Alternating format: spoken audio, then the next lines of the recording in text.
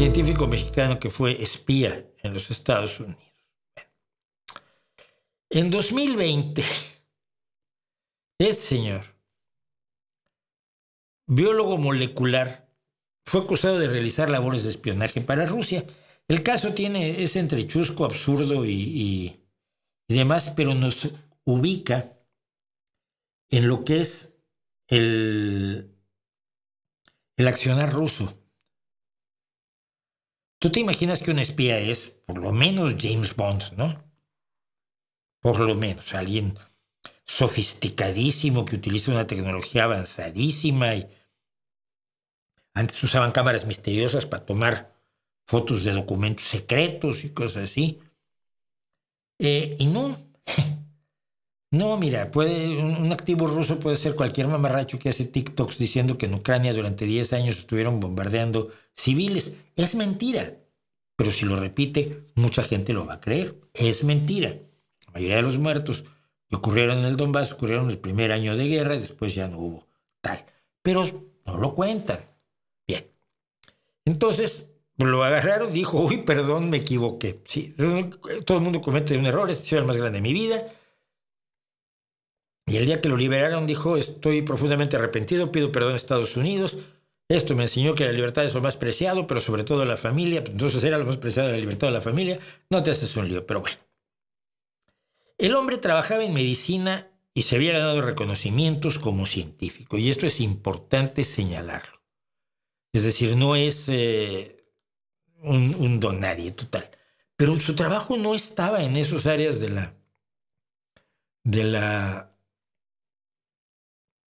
o sea, su trabajo como espía no estaba en esas áreas. La historia fue la general. Miren, hizo un tratamiento para regenerar la piel quemada y una técnica para evitar la muerte celular después de un episodio cardíaco. Son cuestiones importantes en la medicina. Hizo un doctorado de microbiología molecular en la Universidad de Kazán en Rusia, donde conoció a la gente que lo enganchó. Y hizo cardiología molecular en la Universidad de Glasgow en Alemania. En 2019, un funcionario de Vladimir Putin lo captó. Le buscó ubicar e identificar nada más. Solo podía ser cualquiera de nosotros. El automóvil de un elemento de un exagente ruso, Alexander Poteyev, que había desertado y cuya deserción permitió atrapar a 11 espías rusos que vivían con identidades falsas en la costa este de los Estados Unidos.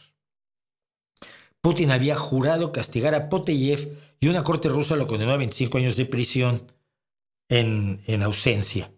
Pero Poteyev consiguió escapar a Estados Unidos, donde la CIA lo protegió en su programa secreto para antiguos espías. El mexicano fue en 2020 a Moscú, recibió detalles y la descripción física del vehículo de una fuente del gobierno de Estados Unidos. No tienen por qué decirle quién. No tiene que saber qué papel está jugando el peón que se mueve. No sabe si está bloqueando el alfil o amenazando a la torre. El peón solo sabe a dónde tiene que moverse. A esta casilla de frente. Bueno.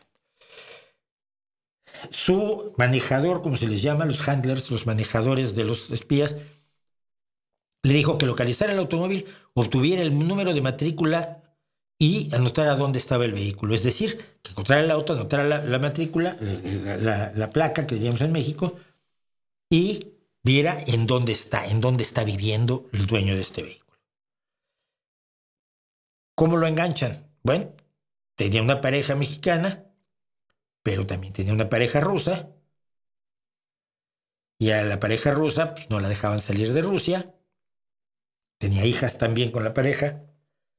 Y entonces pues, aceptó colaborar con el gobierno ruso a cambio de facilidades para sacarlas de ese país. ¿Se acuerda usted de un espía español que tenía una esposa en País Vasco y tenía otra esposa en Rusia? Ese que no era espía y que en Canal Red te decían que eras muy malo si decías que eres espía. De Pablo.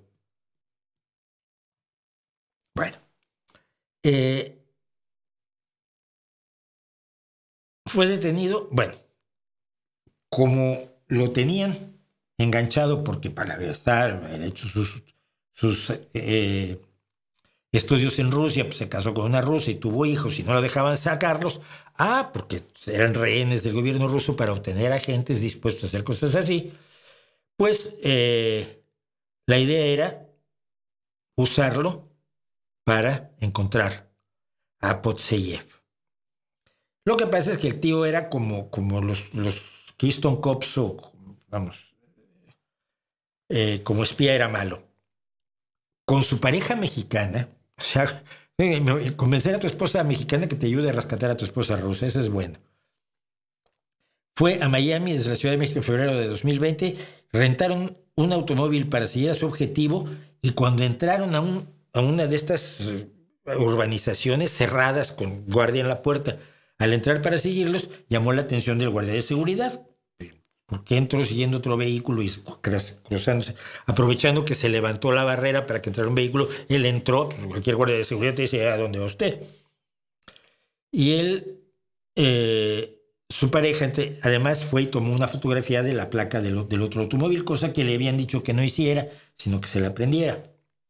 Listo para la biología molecular era, para lo del espionaje ya tampoco.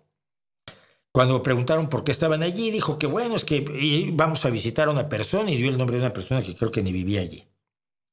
Cuando trataron de salir de Estados Unidos, fueron detenidos en el aeropuerto de Miami, encontraron la imagen de la placa o matrícula del vehículo de esta fuente del gobierno de Estados Unidos, que era Potseyev, el espía ruso el que Putin juró destruir. Y ya la había borrado, pero estaba en la carpeta de eliminados recientemente. Eso siempre acuérdense. Cuando tú borras una foto en el teléfono, se va a la basura. No, pero está allí. Simplemente están eliminados recientemente. Algunos puedes poner un reloj para que en 30 días o 90 lo borre, pero mientras ahí está.